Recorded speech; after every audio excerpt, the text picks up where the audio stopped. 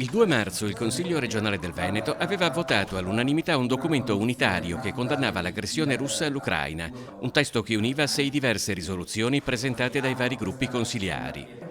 Ma secondo le opposizioni si trattava solo di un primo passo verso una posizione che ora si è completata attraverso l'approvazione di un ordine del giorno, a prima firma del capogruppo del Partito Democratico Veneto Giacomo Possamai, con la quale Palazzo Ferrofini ha di fatto sconfessato il riconoscimento dell'annessione russa della Crimea, votato a Palazzo Ferrofini con una risoluzione nel 2016. Era stato un atto sbagliato, come denunciato all'epoca dai consiglieri di opposizione, un atto ancora più sbagliato alla luce di quello che vediamo in queste settimane con una guerra scellerata da parte di Putin nei confronti dell'Ucraina.